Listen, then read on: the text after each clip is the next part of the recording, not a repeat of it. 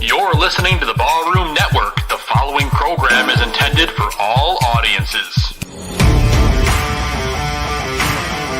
Welcome to the South Burbs Hitmen podcast with your hosts, Joe Mandel, Steven Zimmerman, and Vinnie Parisi. We're bringing you the White Sox coverage you need from the perspective of true Southsiders.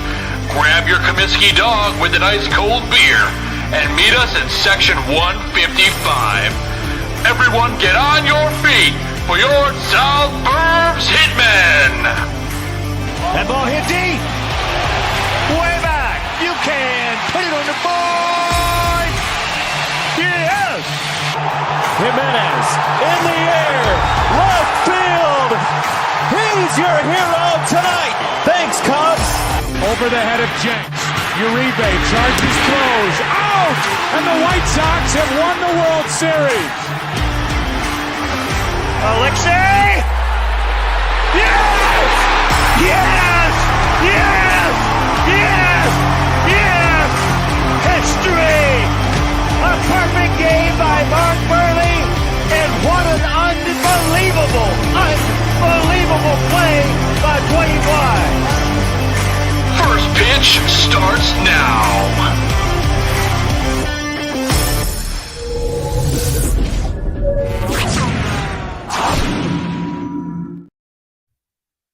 What is going on, everybody, and welcome to this week's episode of South Burbs Hitmen. I'm your host, Joe Mandel, joined by my White Sox brother-in-arms, Vinnie Parisi. Our other brother, Steven Zimmerman, couldn't be with us tonight because he got married yesterday. First and foremost, congratulations to Zim and his wife, Brittany. We're so happy for you guys. And, take all the time you need. It's time to celebrate. So with that said, Vinny, welcome to this week of abysmal White Sox baseball. How are you doing? This team sucks. I mean, I say it like it is. This team is so bad. They're just crapola. You put it in the notes, crap. Well, I'll take it one further. You've seen Spider-Man, the one with Tobey Maguire, Spider-Man 1. Oh, yeah. And he brings some photos to J. Jonah Jameson, pictures of Spider-Man, and J. Jonah Jameson takes the stack of photos, and he goes, crap, mega crap. That's the Chicago White Sox right now. Yeah, that's pretty accurate. It's been brutal. It's a brutal game. I have the game here in front of me right now.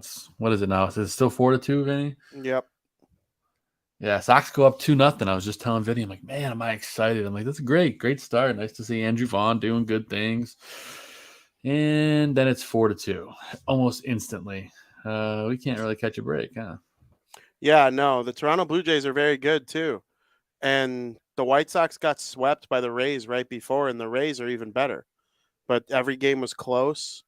They had a chance to win most of the games, 2 of the 3 games at least.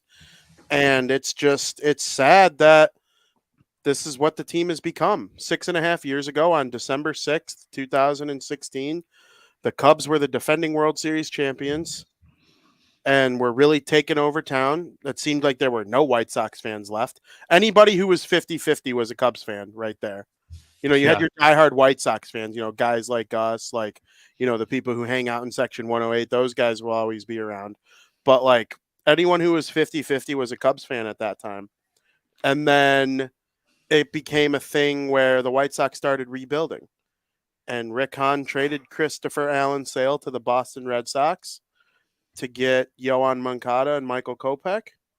And we thought they were going to be superstars. There's still a chance for Kopech to be a very good player. But from then, it's just been a massive disappointment. Everything about them has been a massive disappointment. The GM, every manager since, most of the players since. Dylan Cease is really good. Lucas Giolito has had flashes in the pan. They made a nice trade for Lance Lynn. Even though Lynn's not having the best year this year, I don't think anybody thinks Dane Dunning would do much better. So it's not, and Lance Lynn gave us some really fun moments, screaming at people, wearing the Free Britney shirt. I mean, we'll always remember Lance Lynn in a positive light. At least I will. Yeah, But for the most part, this is just a massive disappointment as a whole, from top to bottom. it is. And Matthew in the chat says nothing seems to be working right. Luis has a great catch. They don't capitalize on the momentum. There's no momentum with this team. It's very true. Couldn't have said it better myself, Matthew. It's tough sledding out there. And I tell you what, we're not going to complain the entire show because Vinny and I have vowed that that's not going to be the case. But we're gonna dive in a little bit. We're gonna talk some stats and some pick to click and all the fun stuff we do, and then we're gonna turn things on its head. We'll do a little tease for later on, Vinny. This week's guaranteed take, we can let people think. They'll tune back in later, but we're gonna talk about it later in the show. But there's big news today. First off, in football, Aaron Rodgers officially traded to the New York Jets, no longer in Green Bay. So my thought process, Vinny, was okay. Who is the equivalent? Who's the White Sox equivalent of Aaron Rodgers and him getting traded out of the division? So we'll think about it, we'll stew on it, and we'll talk about it more later in the show. I think that's probably going to be more interesting than the White Sox talk today, but yeah, unless they come back.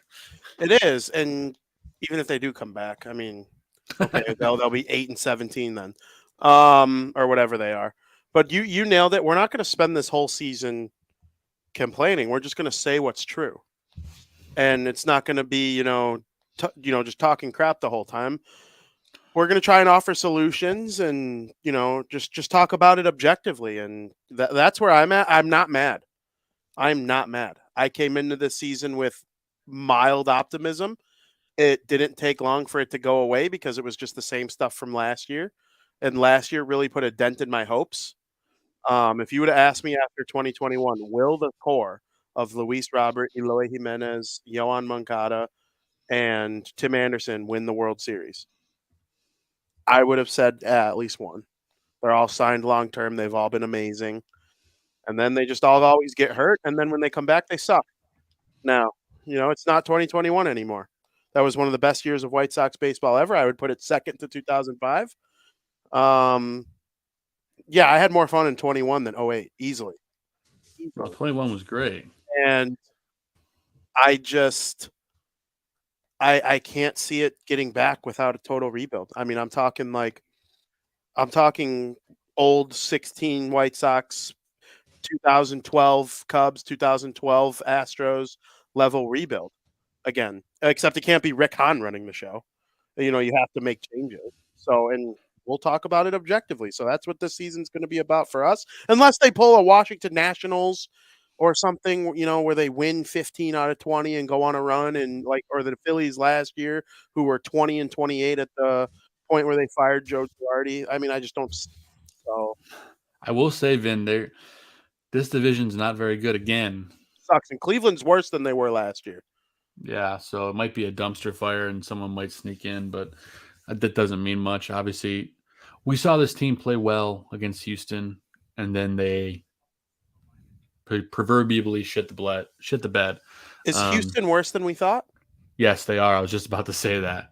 Well, Jose Abreu has his notoriously horrible April. You and Jose Abreu are tied in home runs this season. Man, dude, we all have zero. We all have zero. I never thought I'd be able to rival his home run totals, but here we are. Maybe on opening day. Yeah. But speaking of guys that don't have any home runs, the manager of the White Sox this year doesn't have any because he doesn't get to bat. But we're going to dive into it a little deeper in this week's horrible edition of Pedro's Pen. If I can find the clip. Here it is.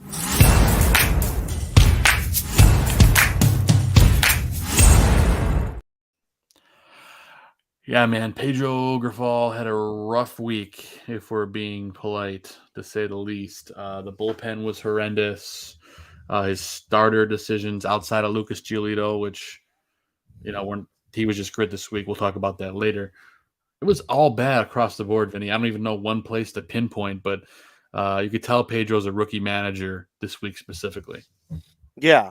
I mean, I don't think Pedro Grifol is a major league manager right now. We were wrong. Rick Hahn was wrong again. He's Basically the equivalent of what Tony La Russa gave them. In fact,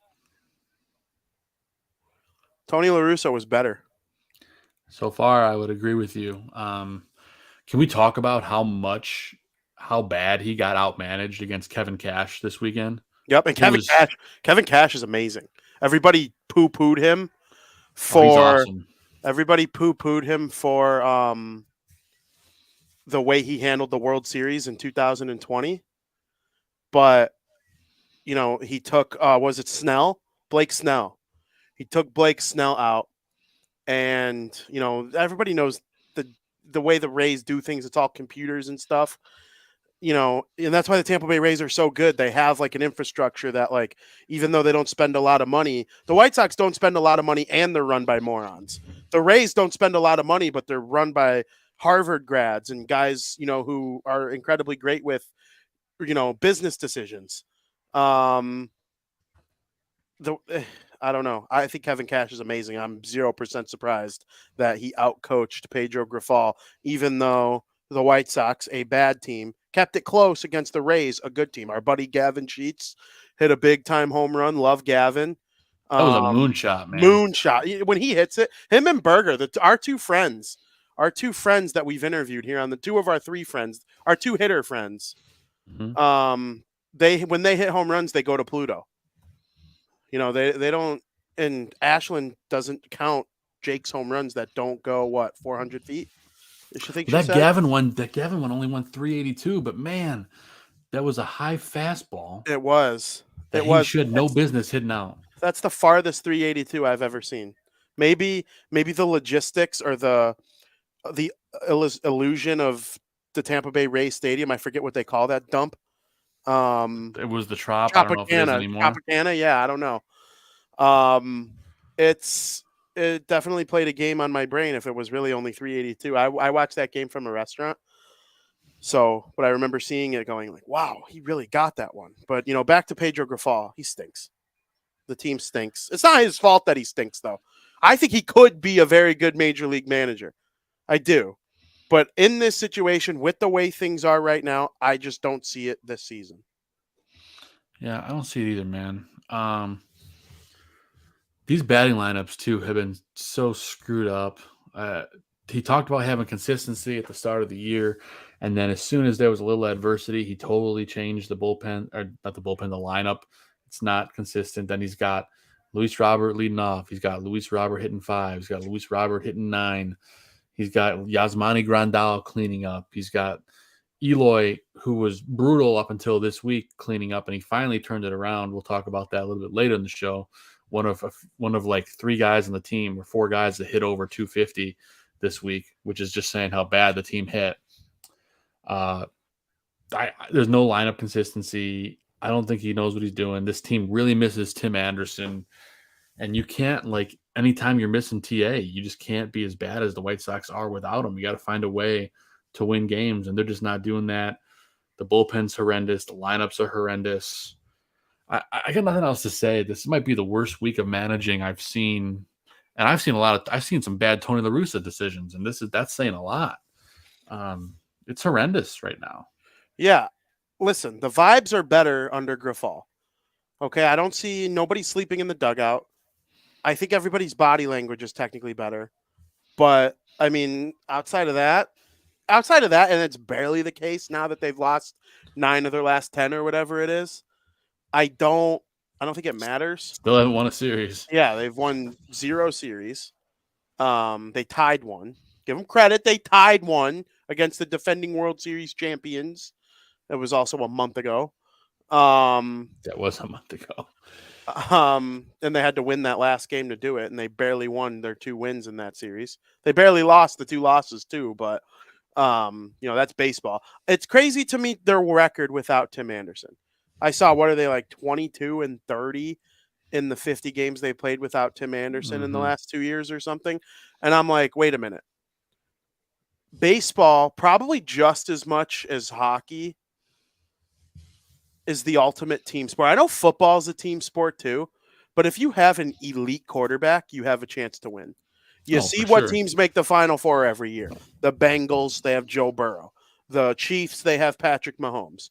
The Jaguars all of a sudden are this elite team. Why? Because they have Trevor Lawrence. When they stunk, it was because they could never have a quarterback. Why do the Bears consistently suck? They never have a quarterback.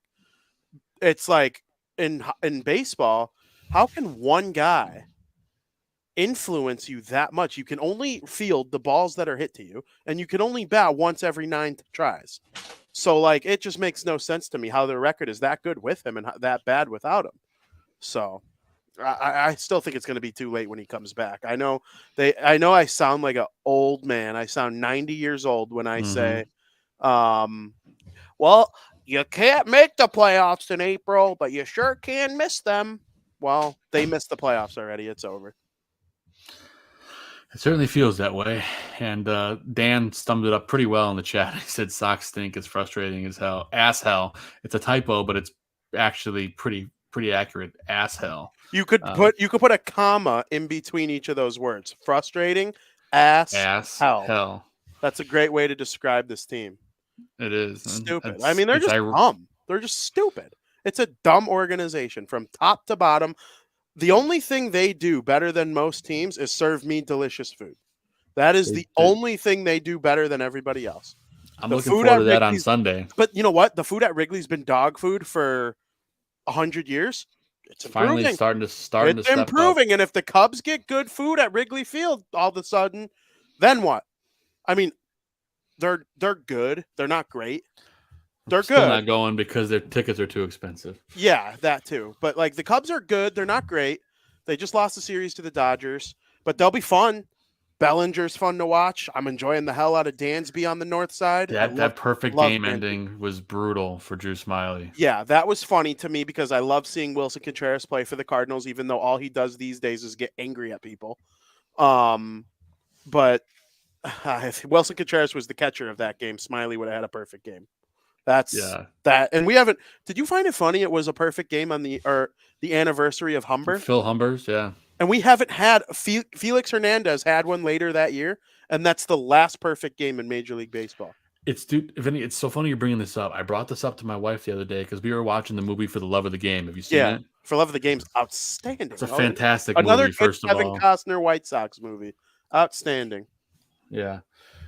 He's a pitcher for Is it not a White? No, it's the Tigers. He pitched for the Tigers. That's right, it's the Tigers. I knew that. Field of Dreams with Kevin Costner is the White Sox, but a lot of it's in Chicago. Well, anyway, like we were talking about perfect games, and I was talking about how rare it was, and I was like, yeah, there's actually 2 White Sox players that threw them, and I was alive for 2 of them, and I was at one of them working, and I'm just like, and now I was just thinking, I was like, I couldn't even think when the last one was. Was your cardboard cutout for there? Did you have a cardboard cutout? No, I didn't either. That's one of my great regrets in life. Me too. I was this close. I had it in my shopping cart, and I was like, do I really want to spend $60 on that? It's $60 is nothing, but like that's one of my great regrets in life because my cardboard cutout would have been there for Carlos Rodon or for Lucas Giolito's no-hitter, which it would be in my room. That would be so cool. What a dumb decision that was. And like Beef Loaf, Chirizi E, and My Sock Summer all had theirs sitting in section 108. Like, though that just to me is such a cool story. I wish I got one. Yeah, me too, man. Well, we will get one this year. That's my prediction on this show. I know we're off the rails. This is Pedro's pen. That doesn't matter. It's fine. But there will be a perfect game this season. I am calling it right now, and you know why? They're going to become more frequent, at least for a year or two. There will be 1 or 2 in the next year, I think, because the pitch clock. We've had 3 taken into the 7th inning or later so far this year, and none of them were able to be finished off. There will be a perfect game soon. There's only been 22 in MLB history. Yeah, something like that, which is the most of any team. I think you're right, Vinny. It's never the number 1 starter either. It's like a number 3 or 4 guy. So yeah, Felix was a number 1. Burley was a 1 at the time. Burley was kind of a 1. Humber was like a 4 or 5, I think. Want to know a fun fact about Humber? One of my writers at Southside Showdown wrote a piece about Humber's perfect game, or he wrote a piece about White Sox perfect games in history. He's a Blue Jays guy. He's like a he's a contributor that like contributes to all the sites. So he's like freelance, and he didn't know it was the anniversary of Humber's perfect game when he submitted it to me. I was like, today's the anniversary of that, right? That was Philip Humber's last win in his major league career, was his perfect game. Wow. Well, that's a way to go out, I guess. It wasn't his last game. He lost No. many since, Yeah.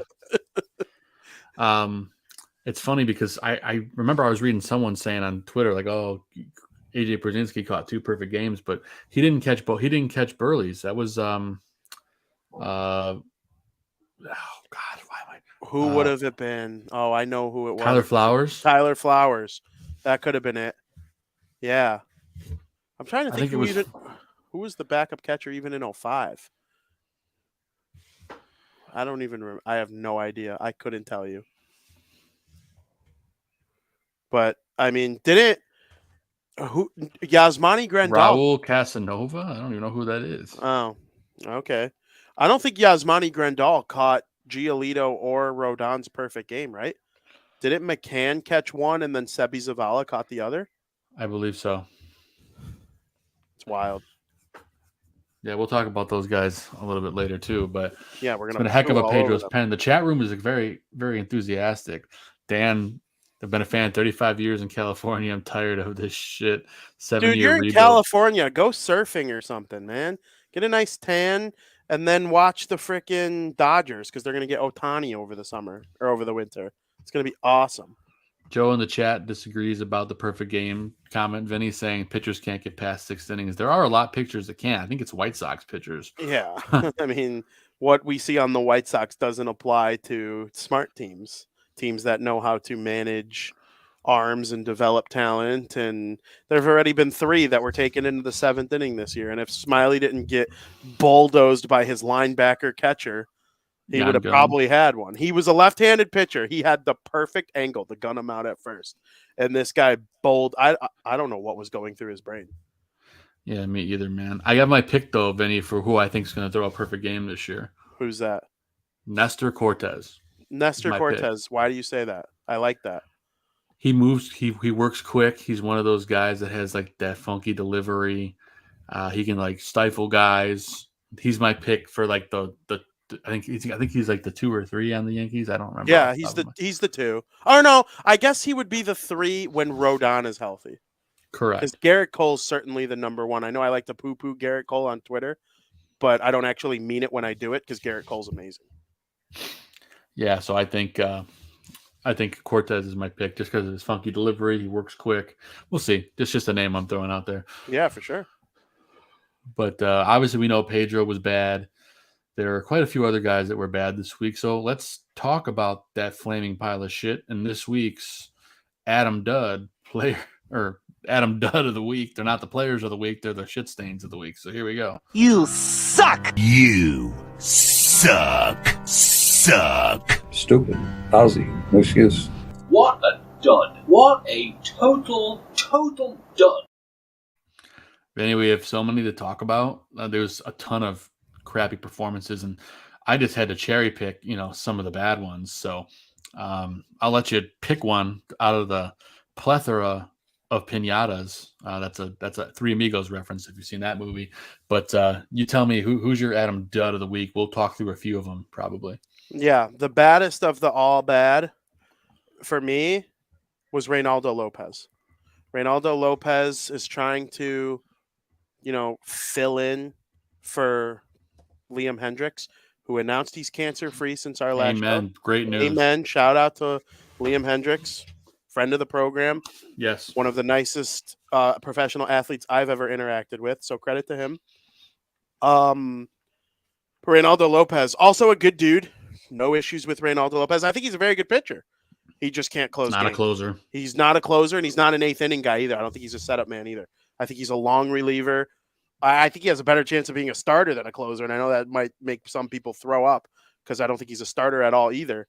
But, 2 1/3 pitched, 3 hits against, 3 earned runs, 2 home runs, 4 Ks, and I believe 2 losses to his credit because of 2 losses. Bad pitching in the 9th inning in which the White Sox had a chance to win.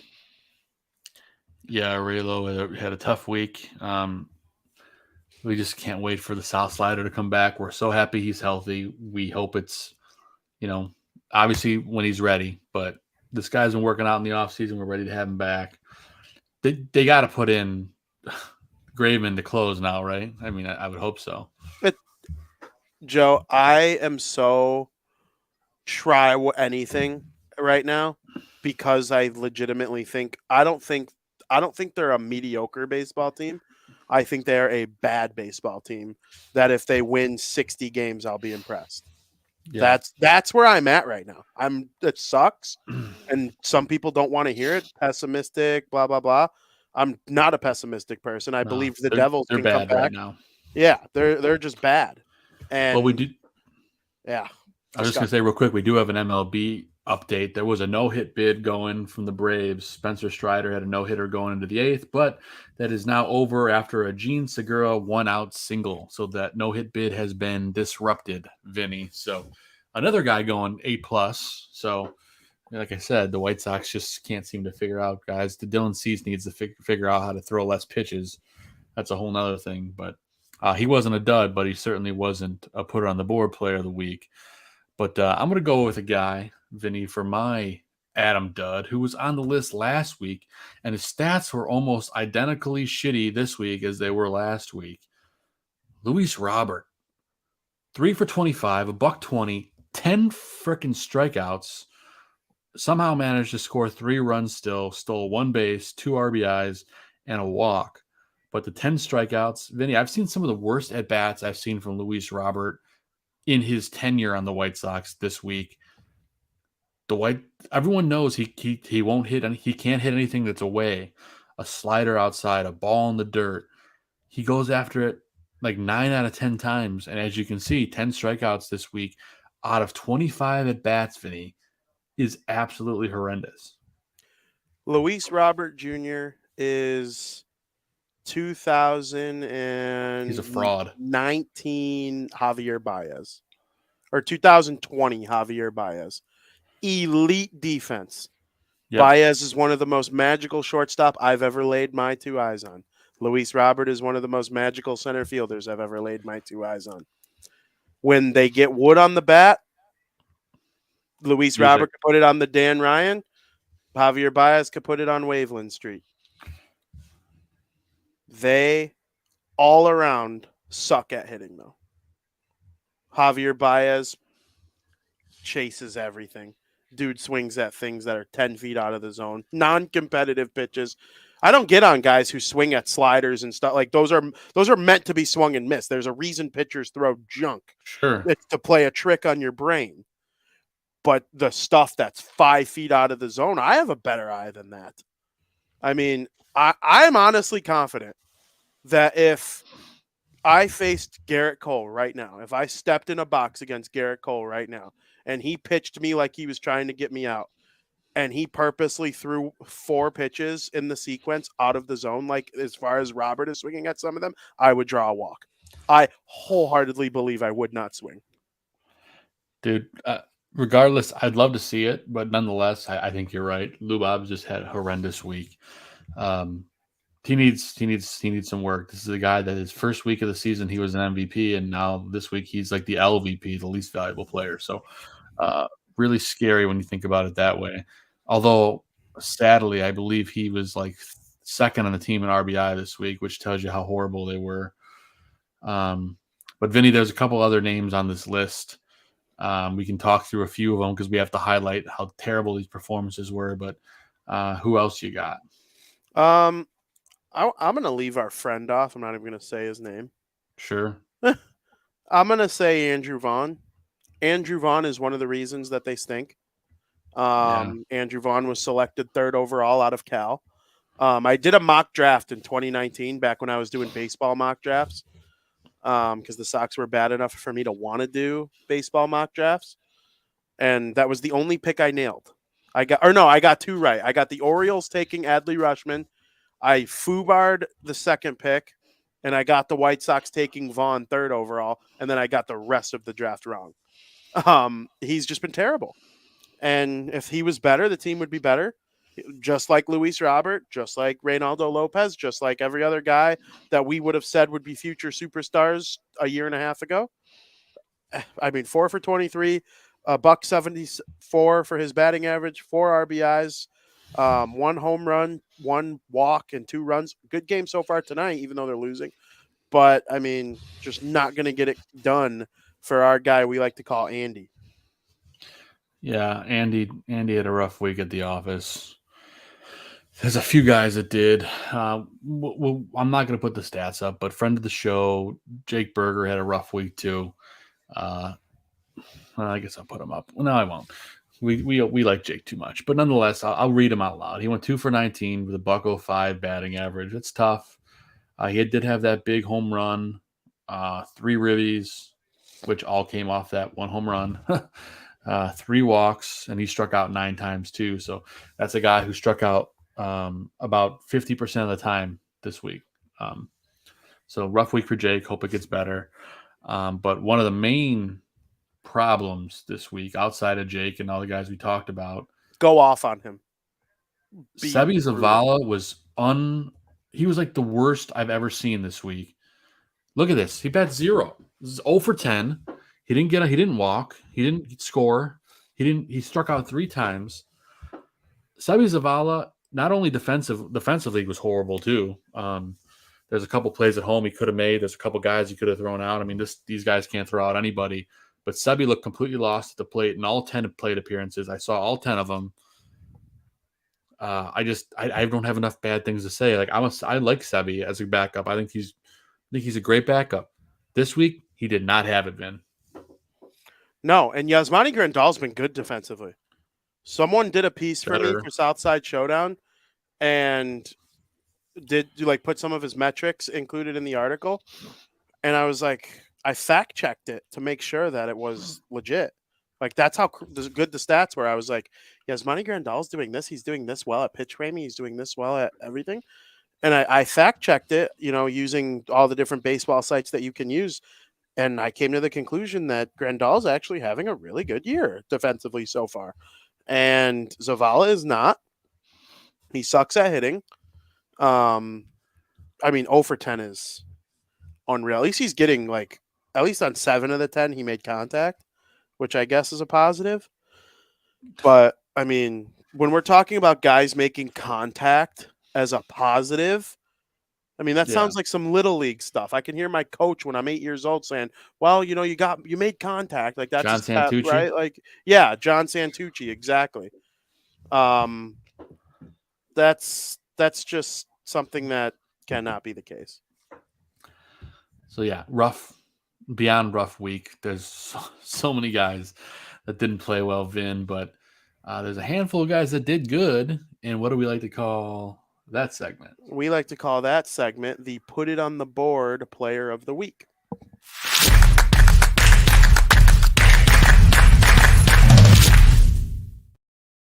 This one's going to feel a little bit better to talk about guys that played well. I'm not going to lie. I feel kind of dirty when I talk about these guys that are brutal, and I have a feeling we're going to feel very dirty all year long, Vinny. I have a bad feeling about that, but I think we probably agree that we think it's going to be a bad feeling. But a lot of guys pitched, not just pitched, but there's a handful of guys that deserve to be on this list. Only a handful, and I think I got all 5 of them on my list, but I'm curious if you have anyone in mind, Vinny, for your Put on the Board Player of the Week. Yeah, I'll give a nod to someone I really like and somebody that I think could be a very, very good player. And if he were ever just healthy for a long period of time, which I'm not going to say his little issue at the beginning of the year, he could still play 140 plus games this season. So it's not like all hope is lost for this year for this guy. It just history says it will be, but that's Eloy Jimenez, Mr. High Mom himself. 6 for 22, 273, 3 runs batted in, 2 home runs, and 3 runs scored for Eloy, who managed to have a good week. And that's just the way it is. I like Eloy. I hope he keeps this up. Yeah, it's encouraging because he was so bad to start the year. And the fact that he's starting to make contact, those 2 home runs, he got all of them. And he's just taking better swings. There's a couple balls he got robbed on that he could have easily been over 300 this week. So yeah, I'm with you. I think Eli had a good week. It's nice to see him coming back down to, well, coming healthy and kind of swinging the bat like we know he can. But I'm going to go ahead and give my put on the board player of the week to Lucas Giolito. This guy's finally putting it together. He looks like he's healthy. I'm sure I just jinxed that. I shouldn't have said it out loud. But his changeup has been filthy. His fastball has been looking really good. Look, 5 hits over 13 innings, only 4 earned runs. And there's 2 home runs where those home runs, I think most of those runs are from those homers. I want to say, I think it's at least 3 of them, maybe all 4. 3 walks, which is for Gio, only 3 walks over 13 innings. It's nice to see that control. And I especially like to see the strikeouts up, Vin. 12 Ks over 2 outings over 13 innings. Is it safe to say Gio might be on his way back-ish? I still need to see more from Lucas Giolito to determine whether or not he is back, but I like the 12 strikeouts and only 3 walks factor in the 2 starts, and I'll tell you why. That means his stuff is it means it's more accurate in terms of the fewer walks, and it means he's got better velocity and better control and nastier shit for the 12 strikeouts. To put it, R-rated. It's one of those things where when Lucas Giolito can keep the hits down and keep himself in check a little bit, I think that he can be an impact type pitcher. So, I thought even last year when Lucas Giolito was bad, it was like you could pinpoint exactly why he's bad. The control was off, the velocity was down. People were saying it's the muscle. People were saying it's the injury to start the season. Well, all that stuff isn't affecting him so far this year. He's on bereavement right now. So Yes. I pray for anybody in his family that probably lost their life based on that fact. But Lucas, when he gets back, will be an important part of the White Sox rotation. And I mean, again, I don't think this team's coming back at all, but it'd be nice if they can see Giolito pitch well, because if Giolito pitches well, you can move him. He's on the final year of his year. He's making $10 million a year. If he's pitching well, $10 million a year ain't poo. So, if the Dodgers or something are trying to squeak into a wild card, because I think the Dodgers are kind of holding back for one more year, knowing that number 17 might be coming there. Yeah. Because their offseason to me was weird. It's like they could go get a Giolito as their number 5 for the postseason, or the Padres. I could see a team like the Phillies, if they're in contention, going for a guy like Giolito. I don't know. That's why I want Giolito to keep pitching well. For sure. And I think we all hope so. For everyone watching, just in case you're not watching the game, because Sox are in the top of the 9th, trailing 5-2. We just had a fly out to center, a nice diving catch to rob Oscar Colas of a hit. So 1 out, 2 more chances to tie this game, but I think we all know how that's going to go. Yeah. But anyway, diving back into our put it on the board players of the week. So Giolito, we talked about. Eloy Jimenez. Vinny, this is a guy we talked about last week who, out of the bullpen, has just been unbelievable. He's been like the MVP of the bullpen. And this week he was unbelievable. Again, Gregory Santos, 5 innings, 0 earned runs, only gave up 1 hit, 6 strikeouts, 1 walk. This is a guy people didn't think was going to make the team, and he's been lights out for over 2 weeks now. Yeah, he certainly has. You want to know where I'm at right now mentally? Where? This is going to be sad for you to hear. I'm just waiting for him to implode. When's it coming? I know that's bad, but I mean, that's just the fastest pitch this year, right, for the Sox? Yeah. I think he touched 101.5 or something like that. Yeah, it's one of the fastest pitches you'll see all year from anyone. So, but I mean, I hope I'm wrong. 5 innings pitched, no one runs, a hit, 6 Ks and a walk. I mean, man, just outstanding stuff. Hey, keep it up, Gregory Santos. You know what? I changed my mind. I have faith in him. Changes his mind. I love it. Oh, we are down to our last bullet, guys, in the Sox. Yeah, who is this? Andrew Benintendi? Yeah. Benintendi. He's down to his last strike. He's Sox. also worth mentioning for the put on the board player of the week, 6 for 20, 300, 2 runs, an RBI, and 2 walks. I mean, Joey Parisi's birthday present, and Andrew Benintendi jersey came in the other day. It actually looked sweet. Benny Butt Cheeks? 23. I got him Benny Butt Cheeks for his birthday because Benny Butt Cheeks was in Boston. one of my favorite baseball seasons ever was 2018. Because I listened to every episode of Section 10 during the regular season and just followed the Red Sox almost as closely as I followed the White Sox that year, if not more, because of how bad the White Sox were. The only 100-loss White Sox year during the rebuild. Until this year. Until this year. But Benintendi was awesome. You had Benintendi in left, Jackie Bradley Jr. in center, and Mookie Betts in right. And then, their infield was, biz nasty. It was just so fun to watch. It is fun, man. More fun than the current White Sox team to watch. I'm trying to figure out who's going to be that team for me this year. Because once hockey's over, I need like a baseball team. The Orioles, dude. You see, it's the Orioles for you. And I think it'll be the Braves for me for sure. I think because the Braves they'll always hold a special place in my heart because I've been to Atlanta a couple times, and I think it'll be the Braves for me. But I like the Orioles; they're fun. For me right now, I like the Orioles. I don't know. Yeah, we'll see. James McCann is on the Orioles. I love Adley Rutschman. I think he's the best catcher in the league now, or will be. Yeah.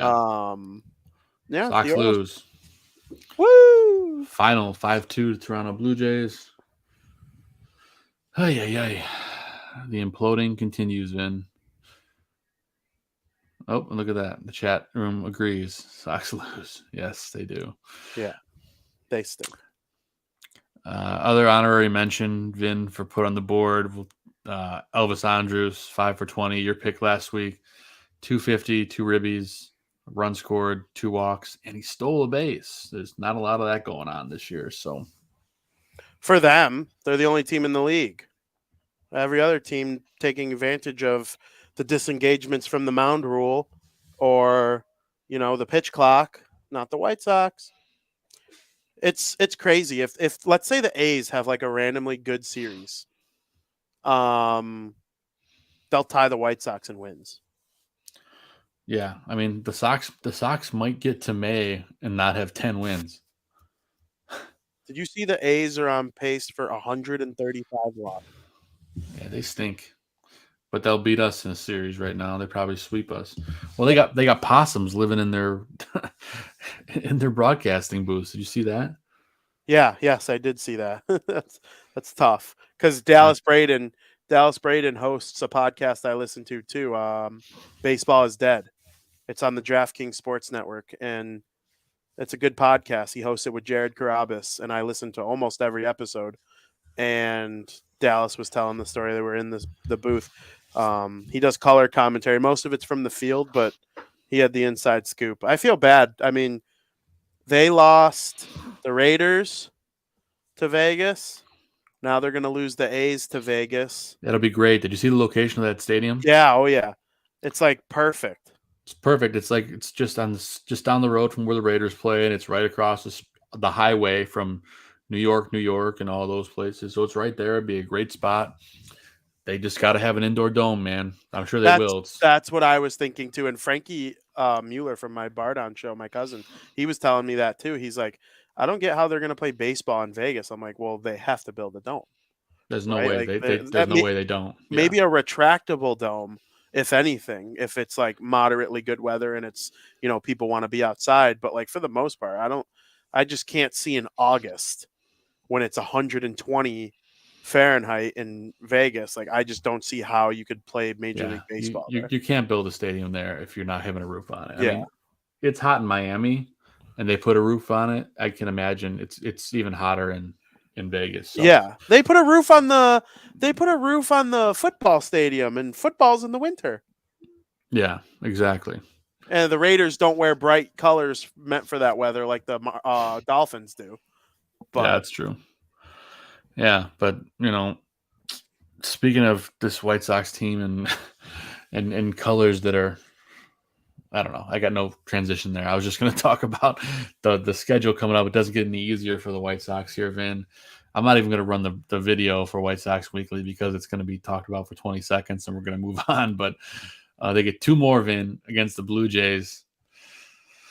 Two more against the Blue Jays. And then we go home for a 4-game set against the Tampa Bay Rays. not good. Excuse me. Exactly. That says it all. And the Rays won again tonight. And they are on pace to be the fastest team at 20 wins, I believe. I'm sick and tired of Towns dominating, though. Like, the Lightning just tied their series, or they're about to tie their series against the Leafs. They've been in 2 of the last 3 Stanley Cups. I was rooting for the Buccaneers because I love Tom, but like that counts towards their happiness. They got Baker now, though. Yeah, they're going to be bad for a while too, I think. But the Rays are consistently one of the best teams. For a long time, it was Boston. It still kind of is Boston. The Red Sox kind of suck. They're okay. But the Bruins, the Celtics, they're probably each the favorite to win each other's conference. And the Patriots kind of blow again. Yeah. But I don't know. There are some towns that just dominate. There are some towns that dominate. And no one really dominated this week, Vinny. You set this up beautifully for me in terms of the pick to click. There was no one that was amazing. I put the poll out, and somehow White Sox Twitter gave me the win with Jake Berger, who was a dud for me. So I'm just going to hand over the victory to Vinny for his first of the year, first pick of Elvis Andrus. It was between that and Andrew Benintendi. I'm going with Andrus just because he had more RBI. He stole a base. He was just more valuable. He was on base more. So I'm giving it to Andrus. So Vinny gets his first pick in this week's Pick to Click segment.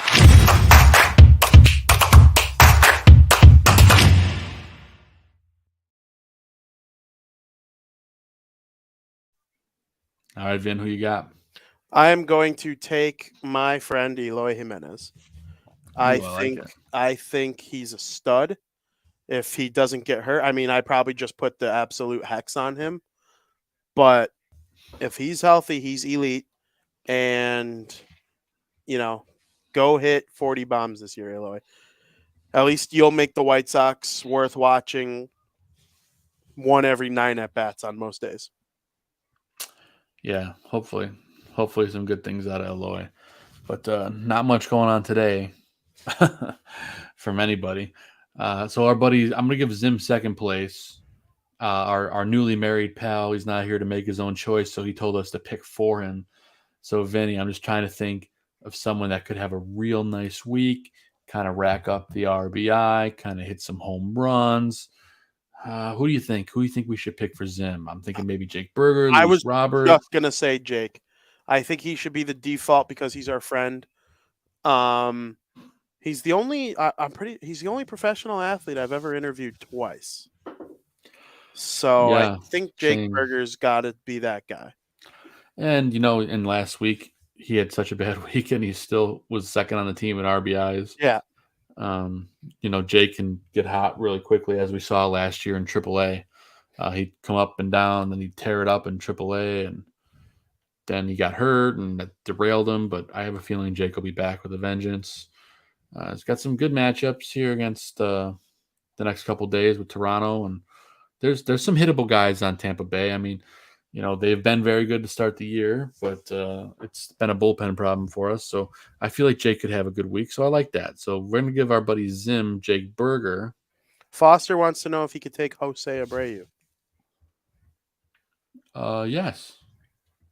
Watching lots of Astros games there, Foster. I'll start tweeting Astros games with you, Foster. I'll start tweeting about the Astros. Foster gets mad when I get him into more sports. I'll get you into more sports. I'll watch the Astros. Foster, I actually wrote that. I wrote that down for your pick for Abreu. So we'll put that out there on the poll next week because we didn't have a guest this week, so you'll be our fourth option. And if you win, we'll give you credit for your win. I know who's not going to vote for him is our buddy Gabe. He's been against Abreu a lot lately. Yeah, he was against Abreu last year. Gabe is not a big fan of Abreu.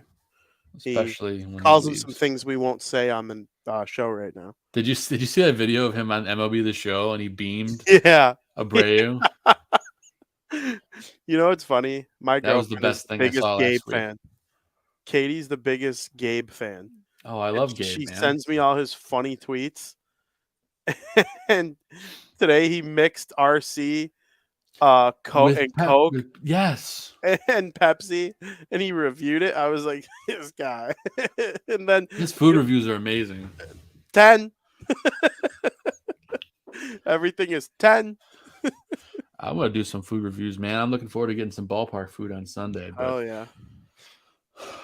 Speaking of ballpark food, and I got to pick something good to eat with my pick to click this week. So, but the burger's taken, so obviously I can't take a food related name. But I'm gonna go. I'm gonna go with Andrew. I can't. No, he had a good day today, so I don't want to skew things. So what I'm going to do is I'm going to go with Luis Robert, hopefully for the big bounce back. It's either boom or bust. He's been bust 2 weeks in a row. He's got to turn it around, so I got a good feeling about it. And Caitlin just commented, Vin, she said Gabe's got the best content on the internet. Besides me, of course. Yeah, man. That's you've been betrayed, Vinny. No, Gabe does have the best content on the internet. There's no doubt about it. And Foster has the best comment of the day. Zim planned his entire marriage to get out of this week's pick to click. Yeah, he picked a good year to get married because he doesn't have to watch the White Sox as much as the rest of us. He's off doing much more fun things than watching the White Sox right now, I'm sure. Yeah. They look really happy. I saw some photos on the Facebooks. Didn't want to post them up here because I'm sure they'll wait for the official ones, but really happy for Zim and Brittany. It's really exciting. And Foster nailed it on the head. He planned it perfectly. So with that said, recap. Vinny's going with Eloy Jimenez. I'm taking Luis Robert. Foster's taking Jose Abreu, and Zim is taking Jake Berger. I have a feeling he won't have a problem with that. So we'll see what happens. The current standings, Vinny, you have one, I have one, and our guests have one.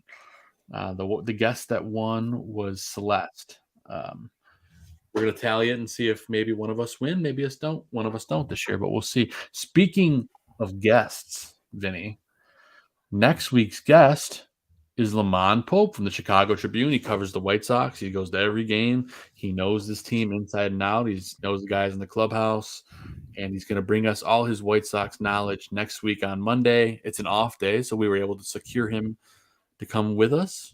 So looking forward to talking to Lamont. Hopefully, after a much better week of White Sox baseball, we're not off to a good start, but we'll wait and see. Vinny's laughing at something. I don't know if it's Caitlin in the background or what. No, it's someone joined our chat just now that I'm like wondering if it's like the baseball gods telling him to tune in or what, but Gabe, you just missed it, dude. We were just talking about your food reviews and you mixing Coke and RC, and then we loved how you beamed Jose Abreu and MLB The Show, man. So we love you, buddy. We were just talking about you literally just when you joined. So and I think we all agree with Foster. Man, I hate the Astros. Yep. And Katie says hi, Gabe. Yeah, I've simmered down on the Astros. I like Dusty. I like Dusty. Dusty helped. He was a big part in providing some great entertainment for me back in 2003. But I love Jose Abreu.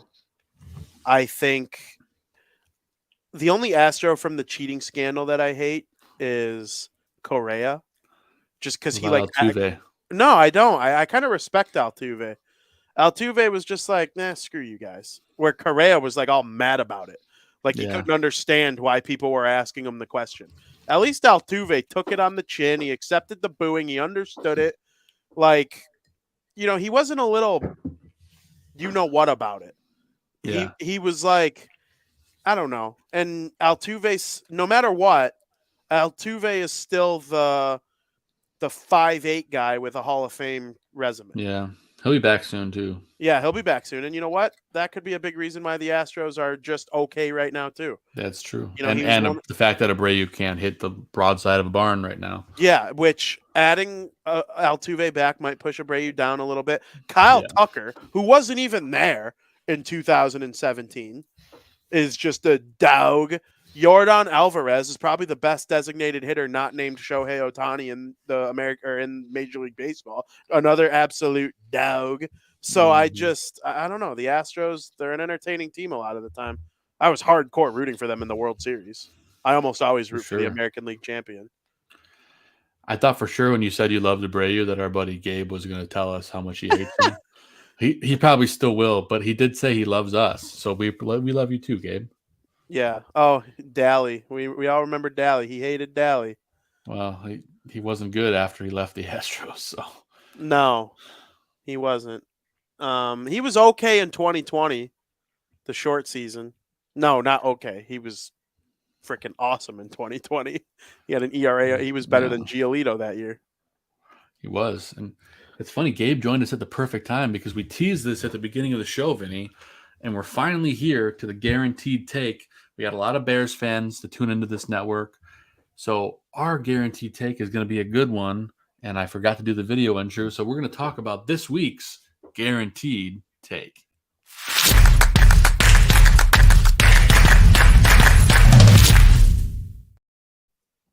So yeah, officially today, Aaron Rodgers was traded out of the NFC North. And I got me thinking, Vinny. It got me thinking, who is the White Sox equivalent of Aaron Rodgers, of him getting traded out of the division or whatever? There's a lot of names that could kind of do that to us. There's been a lot of names over the years that have been White Sox killers, if you will. In our division right now, there's a couple names I can think of, Vinny. The first one that comes to mind for me right now is Jose Ramirez.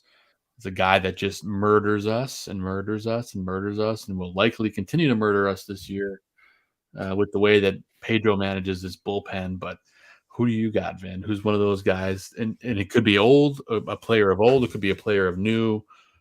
Who you got for the modern day Aaron Rodgers for the White Sox? Yeah, there are a couple guys who are no longer in the division. Like I think of a guy like Nelson Cruz comes to mind initially because he was just an absolute menace. Luis Ariz was an outstanding player against the White Sox, but he's with the Marlins now. But it kind of seems like the guy he was traded for, Pablo Lopez, the pitcher, is just going to be a menace for the White Sox now. He dummied them in that one game that they played against the Twins. Active player, obviously the easy answer is Jose Ramirez. The Cleveland Guardians, in my opinion, are one of the most entertaining baseball teams to watch. Even though they're off to a little bit slower of a start than they'd like, they're not as good as they were last year.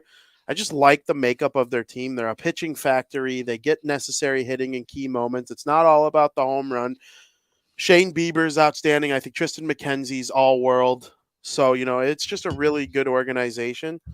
But as far as a specific player, Jose Ramirez fits the bill because he's elite, just like Aaron Rodgers is elite. But a player that's not elite that comes to mind as a Sox killer, Josh Naylor. And, I think of you when I think of Josh Naylor. I'm sure you don't love that. I say that. No, I hate that, actually. I honestly think you ruined the White Sox rebuild, Joe Mandel. It's probably my fault. They were never the same from that game on. They were on a 7-game winning streak. Yes, they were. Last year when that happened, and they were in first place of the AL Central by a lot, and they lost that game to Cleveland, lost like 6 straight, and it was never the same since. It's because I said that the game was in the bag or whatever. I'm sure I have the video laying around somewhere. I used to have it on deck here. I think I deleted it. If you get annoyed by that keep getting brought up, I don't blame you. I just don't know if I can force myself to stop. No, it's my fault, man. I accept it. It's all cool.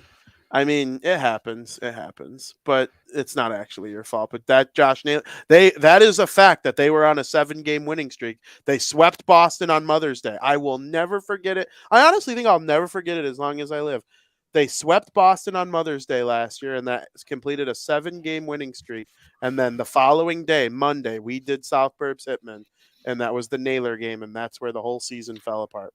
The nailer in the coffin. The nailer in the coffin of the rebuild. Yeah, I'm going to say Josh Naylor's my non-obvious Jose Ramirez answer. I like it. And I've got one.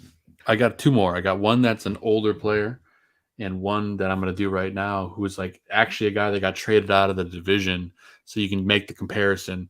For me, it's Whit Merrifield, man. He tore us up with the Kansas City Chiefs, the wrong team, Kansas City Royals, for so long. He just got it done year after year, just a White Sox killer. And he killed us tonight. He's another guy that got traded to the Blue Jays, and he did some damage against us still tonight. So that's the one guy that I can like point to traded. Oh, yeah, and he's still kicking our ass from another team. And then the one guy that comes to mind from growing up watching the White Sox was Joe Mauer, man. Joe Mauer. Him and Justin Morneau. Both of those guys. Yeah. That combo was deadly. Morneau, people forget he played for the White Sox. He did play for the White Sox, and they were okay when he was on the team. You made me think of another one, too. I don't know if you were done with Mauer, though. I'll let you finish. I was just going to say about Mauer, he would throw guys out. He would just be a menace behind the plate. And then he would come up and he'd hit bombs, and then he'd hit doubles, standing doubles, and he wasn't fast either. You know, that guy was a White Sox killer up until the very end of his career. So big props to Joe Mauer. That guy deserves all the respect. Well, yeah, when I think of the great catchers of like, I don't know, is my childhood an accurate statement? Because I wasn't like a kid when he was in his prime. Yeah, you're blossoming into learning the game of baseball. Yeah, my voice was cracking when Joe Mauer was in his prime. Nuts were dropping. Yeah, I wasn't like a little kid, but I would say I was on the younger side, and I remember him just being a complete a-hole against the White Sox. You made me think of one by mentioning the Royals, though. Salvador. Mm-hmm. And he's great against – all these guys are great against everyone. The Pedro Grifol product. Yeah, the Pedro Grifol product. Salvador Perez is one of the best offensive catchers to ever grace a Kansas City Royals jersey and an MLB jersey in general. So yeah, he's a Hall of Famer, I think. Hall of Famer for sure, I would say so. He's got a World Series. Didn't he keep Jose Abreu from winning the Triple Crown? Or he was like, I think so. He might have kept him from an RBI title or two, but like just a great player. Loved watching. World Series MVP, Salvador Perez. So yeah, they were a beast that year.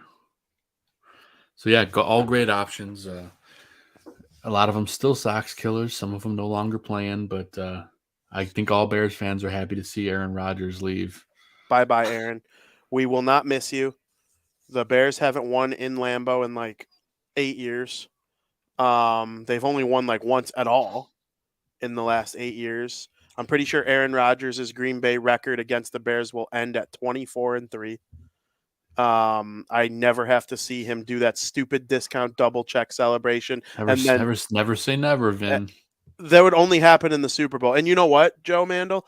If the Bears ever make it to the Super Bowl within the next year or two while Rodgers is finishing out his career and they go up against the New York Jets, I think I will just lose all faith in every sport. I might just be done. Like I might get a job at McDonald's or something and just become an anime guy. I'm being dead serious. I don't think if that happened, I would legitimately feel cursed as a human being.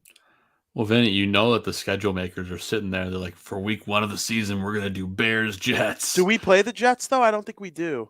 Do they have is the schedule out? No, the schedule's not out, but you know your opponents. Oh, you're right. Yeah, I think you're right. They don't play the Jets. You play your division, home and away, so that's 6 games. Mm-hmm. And then you play every team that came in the same place as you in the NFC. So I believe that's in the East, that would be the Commanders. No, it's definitely not the Commanders. It's definitely Cowboys. It might be the Commanders. That was a good division. It was the Commanders.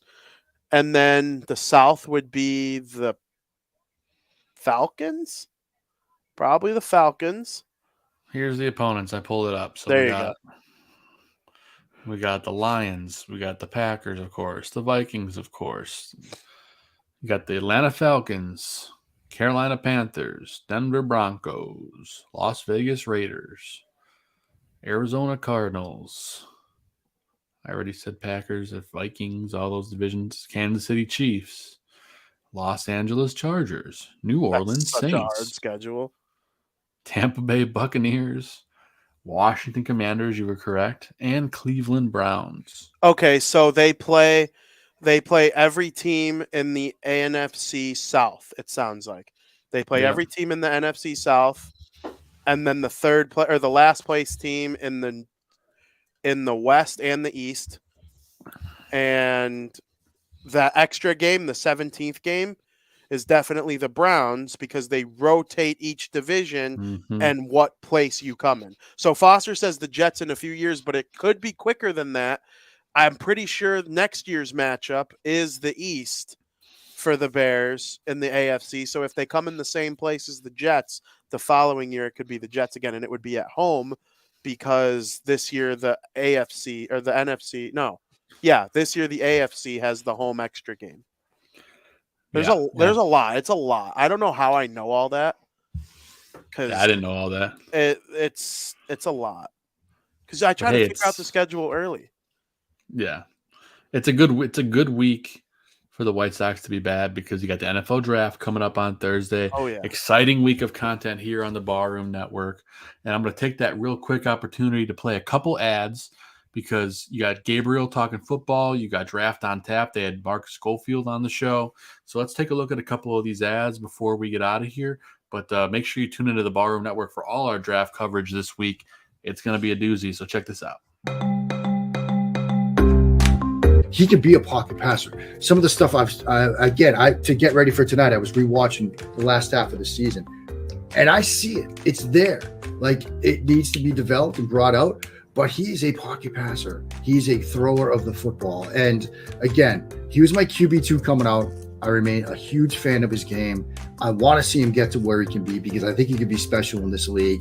The athleticism is great and it helps him solve problems and he can help that team win games. But what he can do from the pocket and the potential that's there from the pocket is what's going to make him a great one.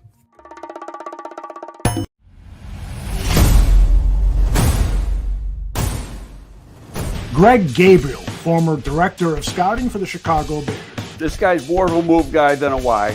He's not very strong. He needs to get stronger, especially in the lower body. Danny Shimon, professional scout for player agents. An intriguing background. The more you watch him, the more you like this kid. Quality kid that caught a lot of people's eyes at the East-West Shrine game. Between the two of them, they've posted over 100 scouting reports for Bears fans. I love him, and I think that he is a perfect 3 in this game. For just $10, you can have access to every one of those videos. Marvin Mims, he's quick, fast, consistently gets open. He gets in and out of cuts very, very quickly. Just go to patreon.com/barroomdraft.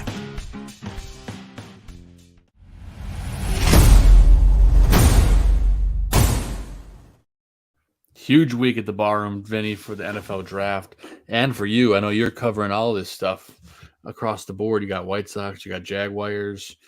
You're probably covering some Bears stuff too, I would imagine, to some capacity. So it's crazy time for the NFL draft. I got started today with the Rodgers trade, and it's not going to slow down. You know, anything, Vinny, you're looking forward to this week for the draft? I mean, do you think it's the number one is going to be, who do you think is number one? I think I know who the consensus pick is, but curious who you think's going first to Carolina. If I were not taking a quarterback, like that being the big need, I would take Will Anderson Jr. first overall. I'm probably biased, and I know that's not who everyone thinks. I know for a while it was Jalen Carter, but he's going to fall. C.J. Stroud is up there. I think he's the betting favorite to be taken by Carolina. But also there's Bryce Young from Alabama. Yeah, see, I'm hearing Bryce Young is the favorite to go to Carolina. So Yeah, I guess it wouldn't shock me at all. Yeah, I'll be doing the Bears at 9 for DeWindy City, and I will be doing the Jaguars at 24 for blackandteal.com. So I'm very excited for it. And then we're going to dedicate our entire third period of our hockey show to the NFL draft on Wednesday as nice. well. And I think Thursday's Crosstown Crosstalk, we'll talk baseball, but also we're going to be the last show before the draft goes live here on the Barroom Network. So there will be some dedication to that as well. And you touched it. I mean, I'm covering it all. It's that, the Sox. Whenever the Cubs do something interesting, I'll throw that on DeWindy City. The Blackhawks have the third best odds for the draft lottery. And then I'm doing the Oilers versus Kings series for Puck Pros.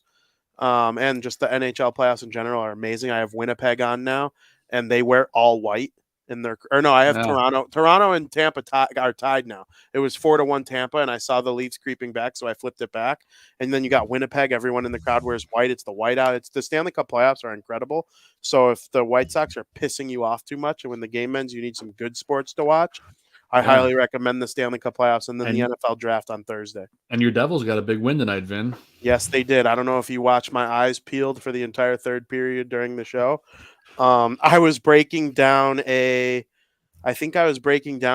Giolito when they scored to take the go-ahead. I remember. The go-ahead goal. And it took everything in me not to freak out. But, yeah, huge win, series tied. Impossible is nothing. And, you know, a tie series, it's best of 3 now. That's Next right. team to win 2. No home team has won in this. Yeah, that's amazing, isn't it? So, you know, it's weird. It's just weird. Well, and Vinny's so fast. I was texting him earlier when I found out about the Aaron Rodgers news, and he already had an article posted about it. Two. I was like, one for the Windy City and one for Black and Teal. Because the reason I did one for Black and Teal is because now the Jaguars have to deal with playing in the best quarterback conference of all time. I mean, Mahomes, Allen, Burrow, Rodgers, Lamar Jackson, Trevor Lawrence, Deshaun Watson for as big of an a-hole as he is a very good quarterback. Tua Tagovailoa is a okay quarterback, right? Like, it's just an outstanding quarterback conference. So that's why I did it for Black and Teal, but for obvious reasons for the Bears. And there's going to be some great new additions here after this week to that, you know, to AFC and NFC. So where do you stand on Stroud and Young? I like Stroud. I think Young's the more athletic guy. I don't care about his height. I really don't. I think it's the IQ and his testing scores are off the charts. I was reading today somewhere. I can't remember the name of the test, but Stroud took one of the tests and he did so bad that every quarterback to ever do bad on it, I guess, has been a total flake out in the league. I can't think of what the heck the test is called, but they talked about it this morning on Morning Man on Mad Dog Sports Radio. I'm trying to think of what the test is called, but nonetheless, I still think Bryce Young is a better guy, but I think Stroud's got a quarterback future ahead of him. I mean, I could see him going to a team like Houston or something like that, and I don't know exactly where they're going to go, but is it the cognition test? I believe so. That's wild. He got 18%. Yeah. And Bryce Young did amazing on it. I can look it up for you right now. Yeah, he led the class. That's what I read when I pulled it up just now.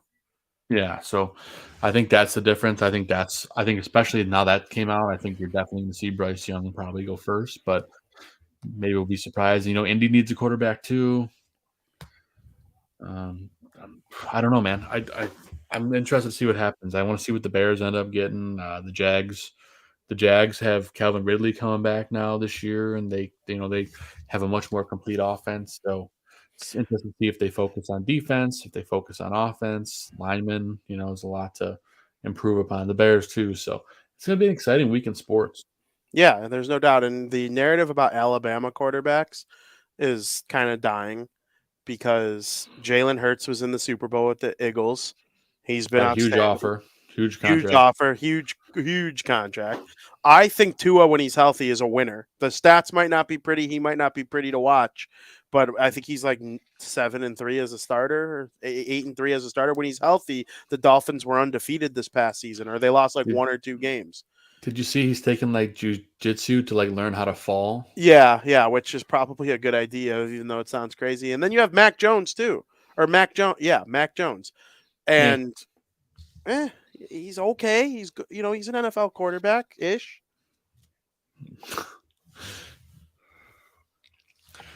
Well, I don't feel as strongly about him, but I think the other guys you mentioned, I think Bryce Young will be really good for Carolina. I think that's what's going to happen. But for sure, it's going to be fun. I'm looking forward to watching it. As we mentioned, Vin, the Barroom Network will be covering it all week long. You have 2 more shows. You'll be talking about the draft. You got Draft on Tap. You got Dan and Aldo bare their souls. It's busy week. Greg Gabriel talking football, all kinds of stuff. Make sure you give us a follow. So you can see at the bottom of the screen, follow at Barroom Network, at Southburb Hitmen, at Joe Mandel, at Vinnie Parisi, at Raging Sox Fan.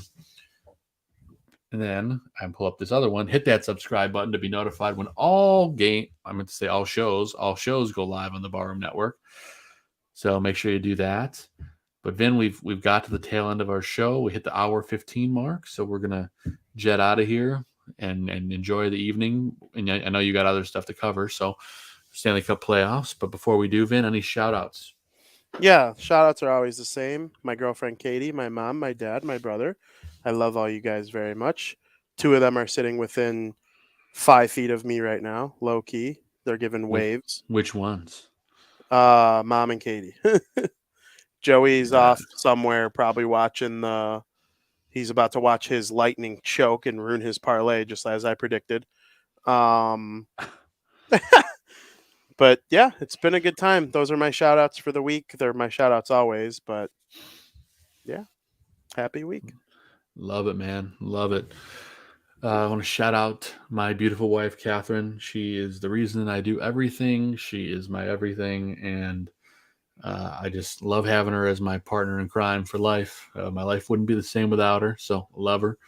Of course, I love my daughter, Audrey, 15 months. Just the cutest thing on earth. Vin, she is off and running now, my friend. Oh boy. They take that one step, right? And then it's zoom. There's no stopping her now, man. She's just off to the races. And they, like you said, she is just the cutest thing in the world. So I love seeing that.